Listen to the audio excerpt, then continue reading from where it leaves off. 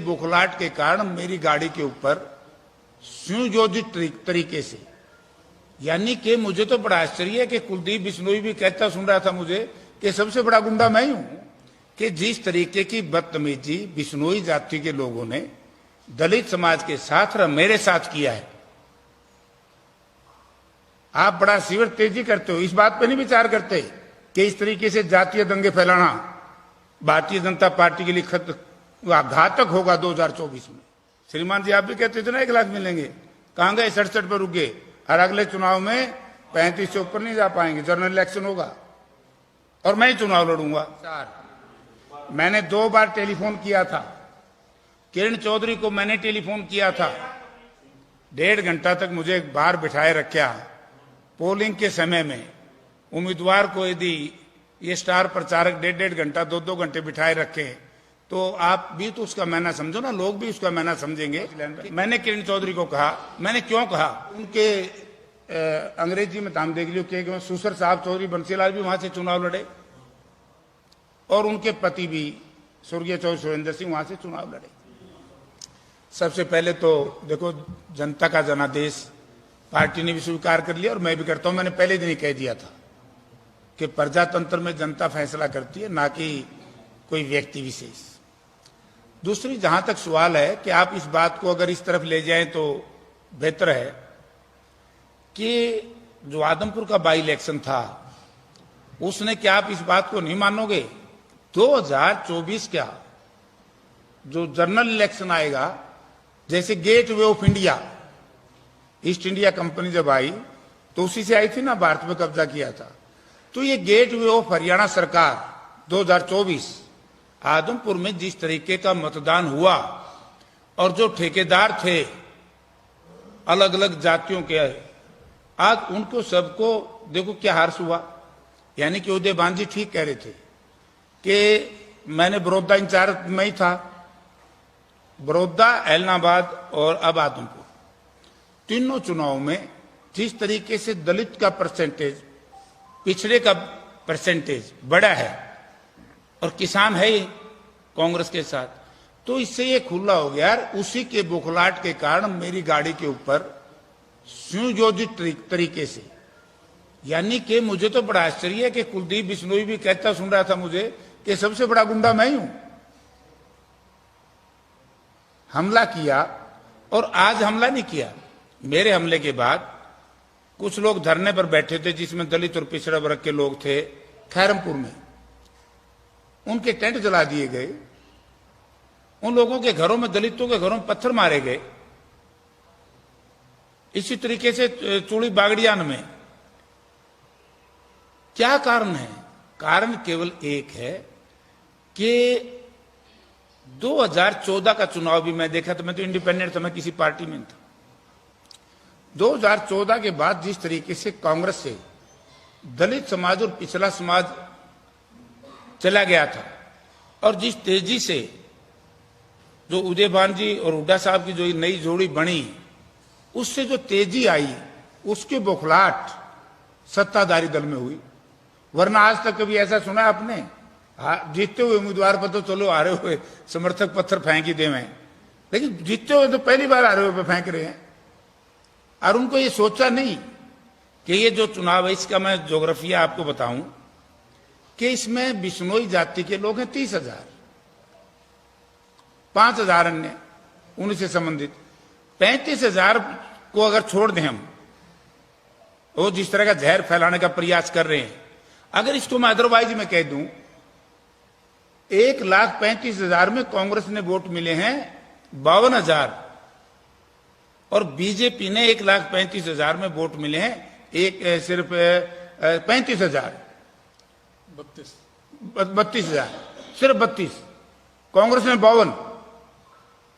तो ये तो एक सीट की है, क्योंकि जो 35,000 वोट हैं ये तो 89 सीट में नहीं है ना। तो आपके मुताबिक बिश्नोइयों के वोट की कांग्रेस को कोई जरूरत नहीं है? कौन कहता है भाई? नहीं दी उन्होंने, नहीं, बाकी जगह है नहीं ना, बाकी जगह है नहीं। मैं ये कह रहा हूं सिंह साहब कि बाकियों की जगह वहां है ही नहीं। अगर कैथल में जाओगे, जींद में जाओगे, बिश्नोई तो नहीं है ना। फतेहाबाद में कितने हैं? नहीं चाहिए, वो तो जो कैंडिडेट होगा तो उसके हिसाब से मिलेगी। मैं हिसार की बात बता रहा हूँ, आदमपुर की। अगर उन्होंने और जातियों के नहीं चाहिए क्या बीजेपी ने? अकेला बिश्नोई चाहिए? अबे अगर यही बात है तो बीजेपी ने बांटा। मैं ये कह रहा हूं, मैं इसमें ये कह रहा हूं कि जिस तरीके की बदतमीजी बिश्नोई जाति के लोगों ने दलित समाज के साथ और मेरे साथ किया है, आप बड़ा सीवर तेजी करते हो। इस बात पे नहीं विचार करते कि इस तरीके से जातीय दंगे फैलाना भारतीय जनता पार्टी के लिए घातक होगा 2024 में।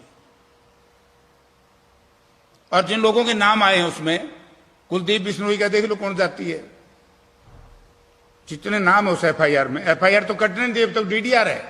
मतलब ये है, एक तरफ से तो बीच साहब कहते हैं कि जो कंप्लेंट करेगा एफआईआर तुरंत दर्ज करो, अगर एफआईआर दर्ज ना करो तो उसके खिलाफ एक्शन लिया जाएगा। मैं केंद्र में मंत्री रहा, 3 बार एमपी रहा, 2 बार एमएलए रहा, पुलिस को मैंने सारी सीडी दे दी, उन लोगों की फोटोएं आ गई, पत्थर उठाते हुए की भी आ गई और पत्थर लगते हुए की भी आ गई। और हरियाणा की डिस्ट्रिक्ट पुलिस वहां खड़ी थी, अगर किसी ने थोड़ा सा डंडा भी किसी ने चलाया हो तो ये जात पात का जहर बीजेपी फैला रही है बिश्नोई नॉन बिश्नोई के बीच में, या हम मैं जयप्रकाश फैला रहा है। हाँ जी,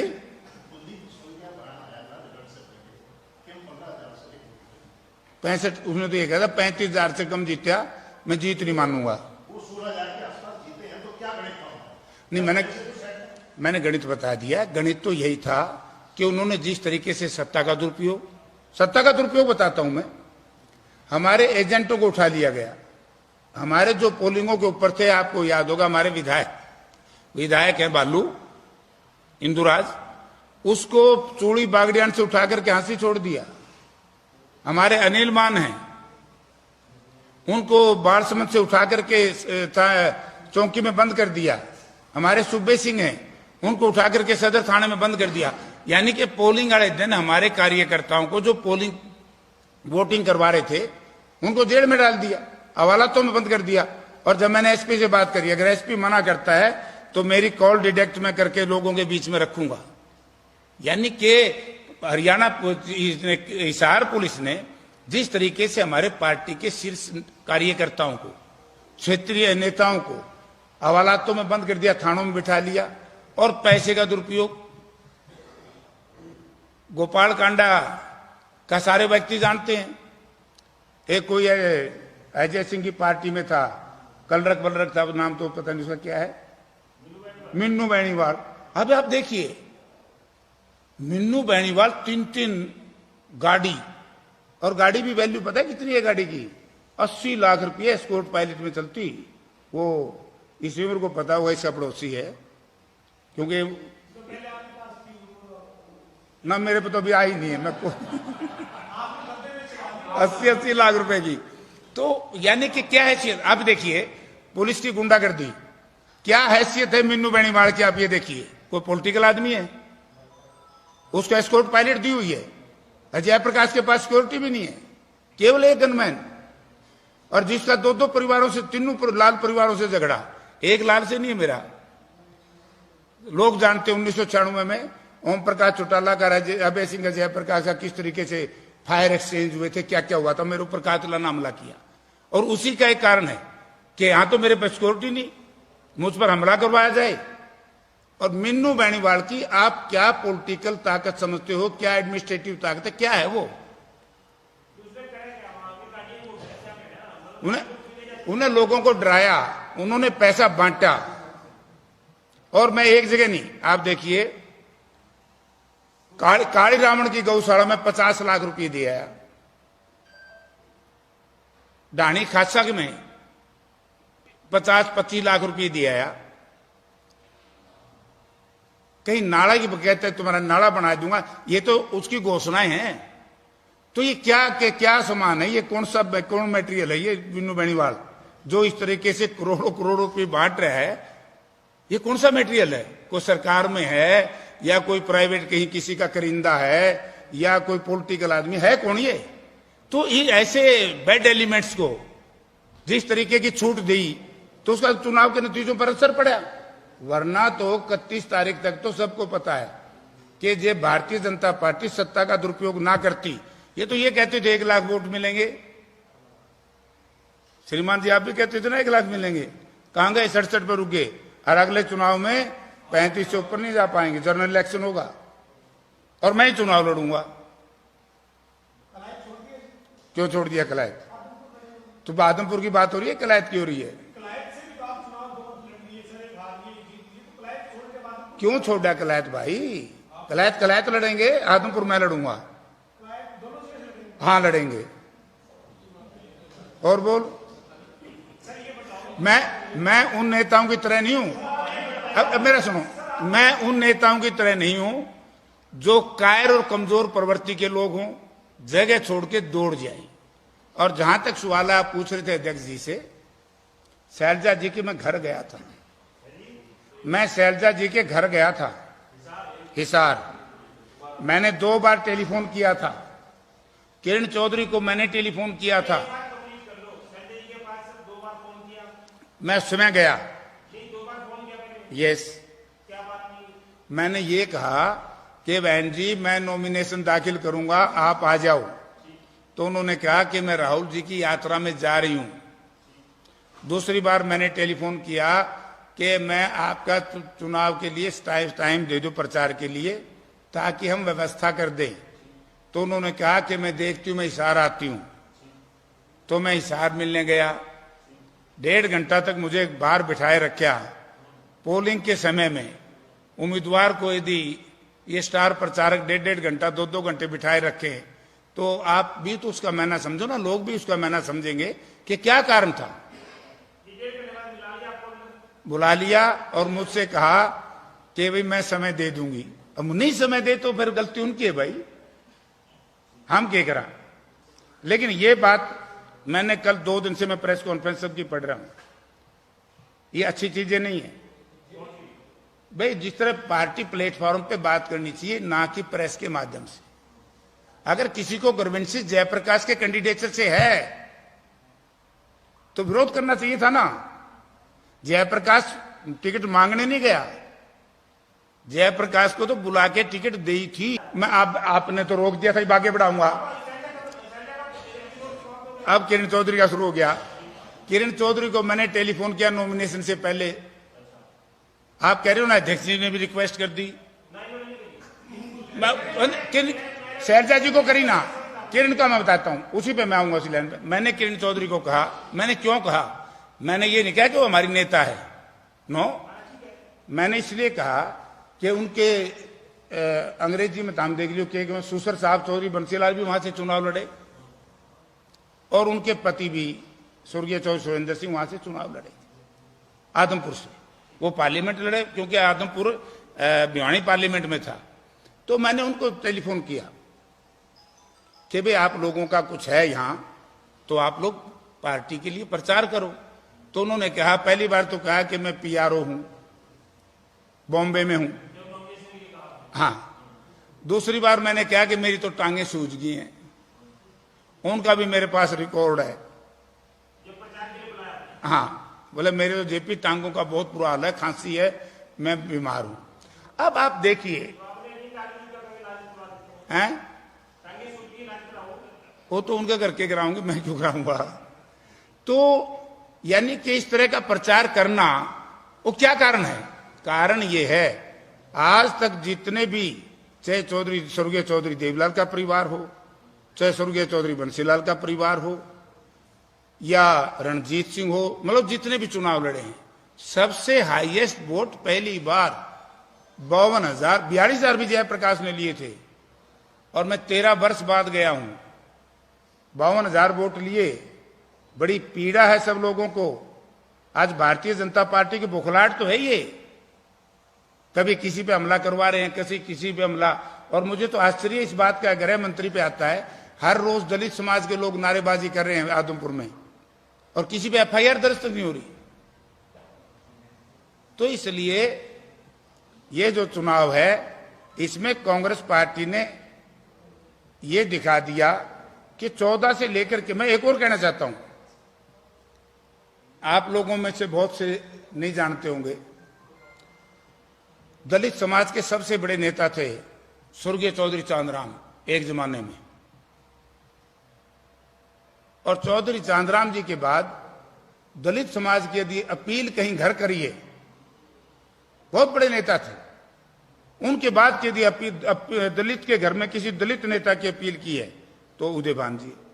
मैं तो वहां दे उदय, हाँ, आप जो ऐसी बूथ है उनमें तो अलग आपको पता लग जाएगा ना, हाँ बता दी ने। तो ये जो कुछ लोग हैं बीजेपी के या बीजेपी के जो लेफ्ट राइट या बैक सपोर्टर, उन सबको पीड़ा होगी कि वे 2024 की सरकार आएगी। अभी सरकार का फैसला तो लोग करेंगे ना मैं कर सकता ना आप कर सकते, और इसीलिए सरकार पीड़ित है। कि ये तो ग्रीन ब्रिगेड का अध्यक्ष रहा है और इसका कल्चर आप जानते हो कैसा है, और बीज कभी मरते नहीं है, बीज मौका तलाशते हैं। इसलिए 3 तारीख को चुनाव से पहले देख लेना क्या करना है। आपको लगता है कि ये बयान आपकी छवि को बिगाड़ने के सबसे आपको नुकसान हो गया? मैं तो अनिल बीच से दूसरी बात पूछना चाहता हूं। जब ग्रीन ब्रिगेड मैंने बनाई थी, इनकी पार्टी के शीर्ष नेता स्वर्गीय अटल बिहारी वाजपेयी और आज जीवित है अडवाणी जी, वो भी जयप्रकाश की बड़ी प्रशंसा करते थे। वीपी सिंह जी के चुनाव में उस ग्रीन ब्रिगेड में हर पार्टी रही है कांग्रेस को छोड़ करके, तो उस वक्त तो जयप्रकाश बहुत अच्छा लगता था। जब 1996 में जयप्रकाश और बीजेपी का गठबंधन हुआ था हरियाणा विकास पार्टी का, जब तो जयप्रकाश की बड़ी प्रशंसा करते थे। आज जयप्रकाश में वो कमी है तो उसको तो, अगर जयप्रकाश, मैं तो नहीं कहता कुलदीप बिश्नोई की तरह मैं गुंडा हूं, मैंने ना जीवन में कहा, क्योंकि गुंडे की परिभाषा अलग होती है पॉलिटिकल। क्योंकि मैंने छात्र राजनीति की है, छात्र राजनीति में जो संघर्ष होता है वो एक स्टूडेंट्स पॉलिटिक्स का अलग से सिस्टम होता है। यूथ की राजनीति मैंने की है। मैं कौन सा इनके दार बाबू दादा के नाम के वोट मांगूंगे? मैं मेरे मेहनत और मेरे संघर्ष के वोट मांगता हूं, और जिसकी वजह से आज आदमपुर में इतना बड़ा भारी रिजल्ट आया कांग्रेस के पक्ष में। लेकिन बीजेपी के जो प्रदेश के अध्यक्ष है, जब ये सवाल, क्योंकि जैसे जेपी जी ने कहा कि 52,000 वोट पड़े और बहुत अच्छा वोट है कांग्रेस का, जब ये सवाल पत्रकार ने पूछा उत्तर प्रदेश कि कांग्रेस तो ये कह रही है हमें अच्छा वोट मिले, बोला वो कि हार में अगर आप खुश होना चाहते तो हो जाए, तो गेम कैसे है? अगर से आपके हाथ का मार्जिन तो बड़ा ही है, वैसे तो क्यों नहीं मामला घटिया नहीं मानता। 6,000 से 16,000 19,000 से 30,000 से 15 पाया गया, यूं नहीं मानता। बड़ा है वोट भी तो बढ़े ना सर। अब वोट बढ़े तो वोट परसेंटेज भी बढ़ा है। अब 40 40%, पहले 42,000 आए थे, 52,000 आए। 75 नहीं है, 71 है। थोड़ा सा गणित को सुधार ले।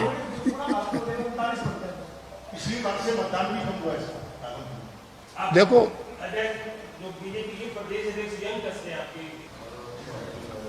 अब आप जसवीर जी इस बात को नहीं मानोगे क्या कि इस आदमपुर के चुनाव ने 2 चीजों को तो तीनों को, मनोहर लाल जी बार बार कह रहे थे तीसरी बार उसका खात्मा, जचगी लोगों को कि 24 में मनोहर लाल जी नहीं आ रहे, कांग्रेस आ रही। दूसरा, आम आदमी पार्टी बड़ी तेजी से बढ़ रही थी। आम आदमी पार्टी को मैं हर गांव में कह के आया, हर जगह कहता था बीजेपी की बी टीम है। और केजरीवाल जी ने 28 तारीख को अपना रोड शो था रद्द कर दिया, और उन्होंने भी, उनका जो उम्मीदवार था उसने 29 तारीख को बयान दे दिया कि भैया जीतेगा, तो आम आदमी पार्टी भी उनके साथ। ये जो इंडियन नेशनल लिखे तो लोक दल भी नहीं बचा, वो तो दल बच गया, दल बच गया, वो दल भी उनके साथ। अजय सिंह ने सैकड़ों लोगों को टेलीफोन किए कि बीजेपी को वोट दो, बीजेपी उनके साथ, जेजेपी उनके साथ। और जिस तरह का जोग्राफिया जातीय समीकरण है वो उनके साथ। तो इसलिए इस चुनाव के बाद इसलिए ये लोग भयभीत है, जैसे ना घायल होने के बाद पक्षी बड़ा फड़फड़ाता है, घायल पक्षी की तरह बीजेपी पार्टी के नेताओं की हालत हो रही है।